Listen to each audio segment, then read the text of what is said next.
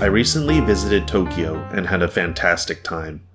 I loved sightseeing, eating, walking around, shopping, and simply soaking in the experience. Before my trip, I had many engaging and helpful conversations online and with friends and coworkers about Japan.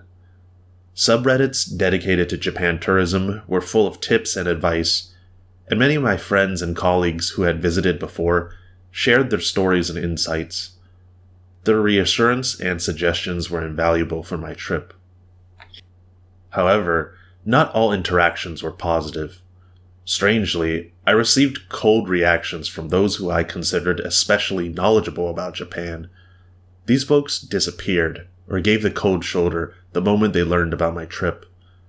This gave off smug, elitist vibes, as if they thought, "Why should I help you?" Or, "I'm better than you because I know more about Japan."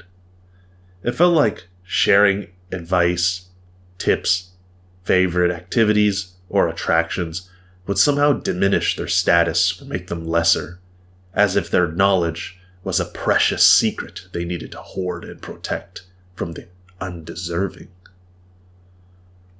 This might be a controversial opinion, but I see this behavior as a form of elitism and gatekeeping. There are many variations of this, and you might even know someone who exhibits it. They could be overly vigilant in policing study methods or how to enjoy certain foods. Perhaps they insist on telling you the real way to experience Japan or any foreign destination. Maybe they post a scenic location on Instagram but refuse to share where it is. Or it might simply be someone withholding information or help because they believe it would make them seem less special. I observed and experienced weird gatekeeping behavior regarding why someone wants to go to Japan. On Reddit, for example, there are posts criticizing those who come to Japan due to their love of anime and manga. I get the impression that people actually try to hide their enjoyment of these things so as not to get ridiculed. Ironically, I've experienced the opposite. I've been asked, prior to my trip, why I wanted to go to Japan when I don't watch anime or read manga. The same goes for visiting the Akihabara district in Tokyo. "Wait, you don't like anime, so why are you going to visit Akihabara?" someone asked me. As if Japan is only about anime and manga. What if I like sightseeing, the architecture, or the trains and infrastructure? It's like saying, "Why do you want to visit the United States if you don't like hamburgers?" For the record, I loved Akihabara. It's very strange to me. It's like you need to prove yourself worthy to come to Japan. I think this behavior largely stems from the nature of Japan-USA relations. In the United States, we consume a lot of Japanese culture. Anime, comics, cars, electronics, video games, and more. There's enough cultural consumption to get a general sense of Japan, like the food, language, customs, and fashion. However, Japan is geographically distant from the United States. It's a damn long flight from the US to Japan, and it took me around 12 hours, including delays, flying direct from the West Coast. And if you're coming from the East Coast, I'd imagine it being even longer. Because of this, Japan isn't as accessible as, say, Canada or Mexico. This contributes to the mystification and glamorization of Japan. We're constantly consuming things made for export, but not in a position to critically examine or easily visit Japan to demystify misconceptions. This mystique contributes to the territorial attitude towards Japanese knowledge. Some people want to feel like they're in on the secret, as if they're the only ones who can truly understand or decode Japanese culture. Funny enough, I encountered an old comic through Reddit talking about this, titled The 7 Stages of Gaijinhood. The comic humorously describes the psychological trajectory of a foreigner who has moved to Japan. One of the stages is called the semantic gatekeeper, and it's described in the following passage.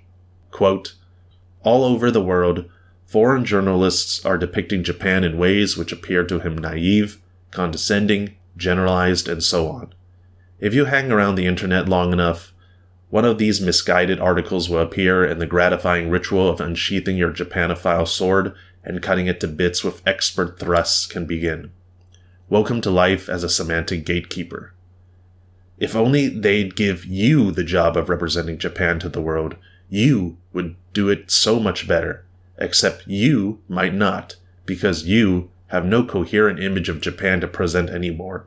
Only the semantic darts to puncture other people's. The semantic gatekeeper is a kind of self-appointed regulator of knowledge about Japan in an endless global chit-chat which is entirely peer-to-peer, i.e. among fellow Japanophiles. Japan itself doesn't feature anywhere except as the patient. This kind of person takes on the role of custodian of Japan, the country, or of a voiceless group within it." End quote. The last paragraph puts it very bluntly. The Japan gatekeeper is self-appointed. They claim to speak for the country and its people. They are the arbiters of what Japanese culture is and isn't, and they will act as intermediaries between their friends, tourists, and Japan itself. My theory is that this behavior often stems from a general interest, like anime and manga, but also food, cars, figurines, or video games. There's nothing inherently wrong with enjoying anime, manga, Japanese history, food, literature, or other aspects of Japanese culture. It's a problem when you start dictating how others should enjoy these things, preventing others from enjoying them, or using your knowledge to put others down to inflate your own self-worth.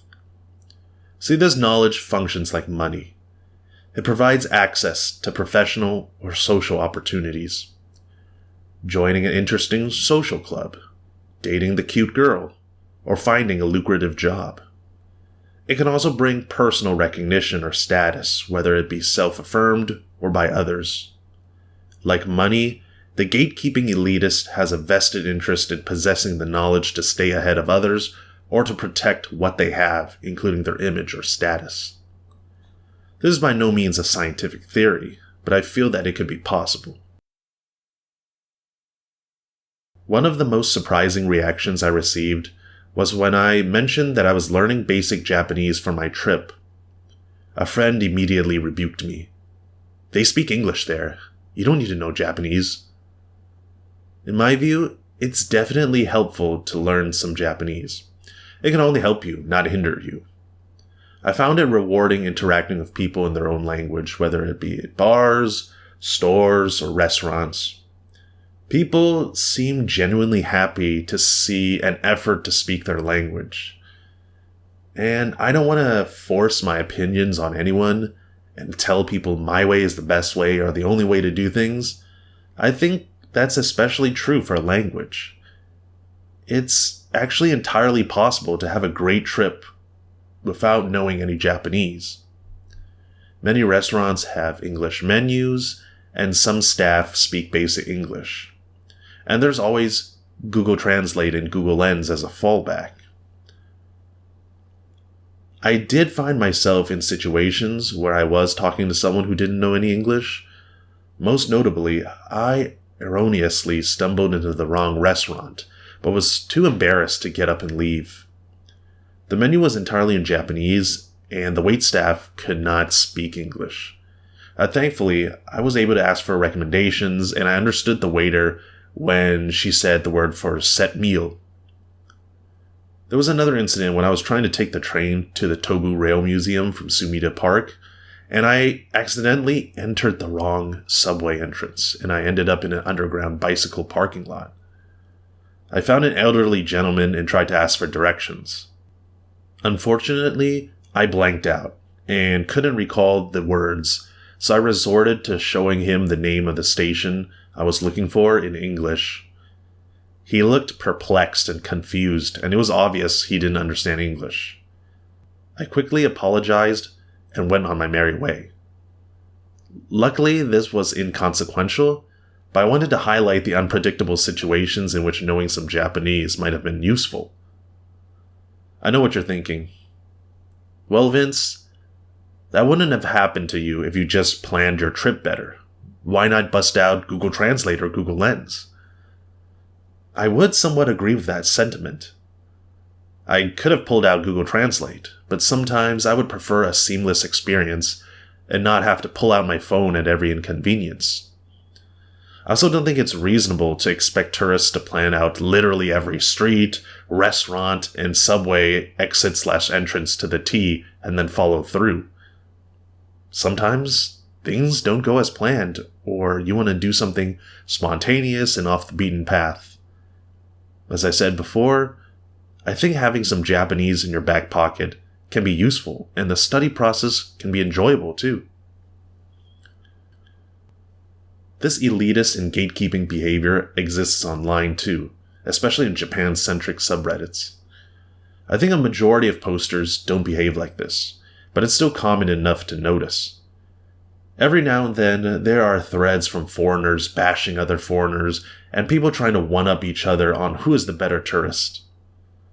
You'll also see dozens of YouTube videos with title variations of "Over-tourism is killing Japan," made by tourists or expats with no sense of irony.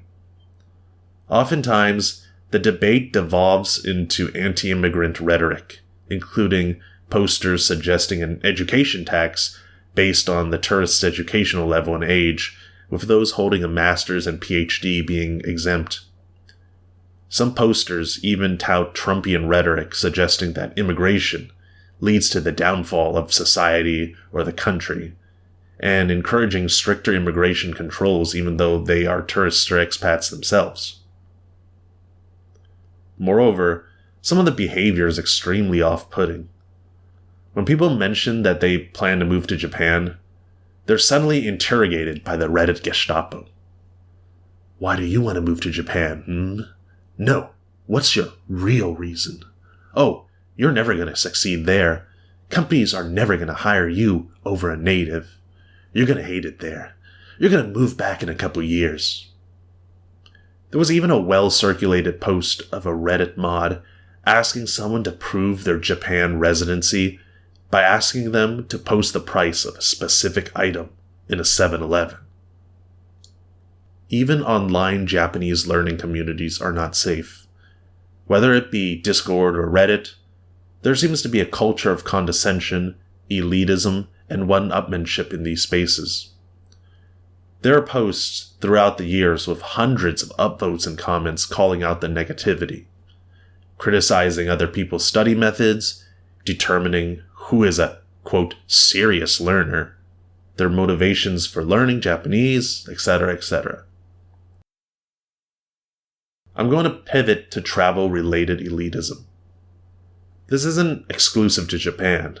It can apply to any foreign destination, but I encountered it while planning for my Tokyo trip.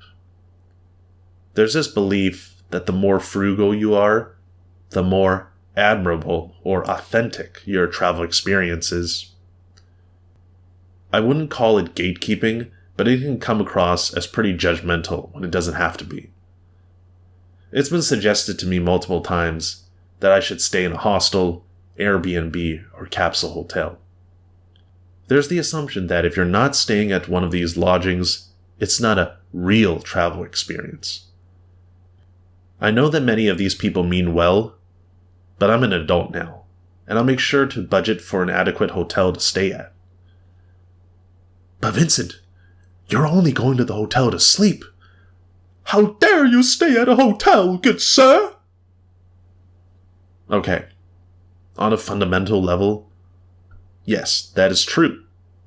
But I also want to ensure I'm in a place that is convenient, clean, safe, and comfortable with certain amenities, and hotels just deliver that more consistently.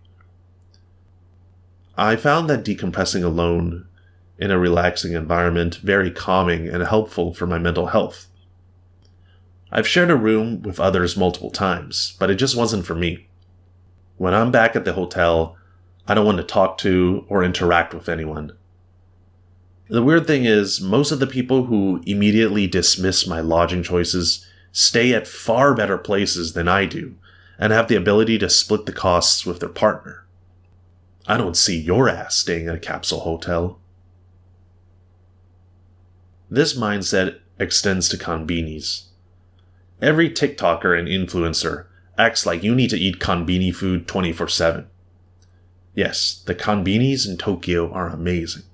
Much better than those in the United States. And I enjoy the snacks and drinks very much. But you can also eat a decent hot meal at a restaurant for just a little bit more. We all paid hundreds, if not thousands of dollars to come to Japan. To eat konbini meals every day? I don't know how I feel about that. Lastly, there's something I like to call taking someone's trip. No, not like taking someone's plane ticket after they got sick and couldn't go. I mean, planning and experiencing your trip based on how someone else thinks you should do it, instead of what you want. I remember sharing my itinerary online for feedback, and someone told me it was a bad idea to include free days, since it was better to plan everything out and follow through. Others insisted that on my first trip, I had to visit Kyoto and Osaka and not just stay in Tokyo. These suggestions usually come from well-meaning people, sharing advice based on their own experiences. But at the end of the day, it's your trip. Only you can decide what works best for you. It's totally fine to take advice and suggestions from others. But where you go, your pace, and what you do should reflect your own interests and preferences. It's kind of sad when you think about it. At the end of the day, aren't we all just trying to visit Japan and have a good time? It's crazy how Japan brings out the worst in people, whether online or in real life. I'm curious to know why, but it'll likely take more analysis. In the meantime, I'm not going to let that negativity ruin my excitement or my desire to visit Japan again. If anything, seeing all this toxicity only motivates me to help others even more. I'll wrap things up here. I hope you enjoyed listening, and I hope you have a wonderful day. Peace.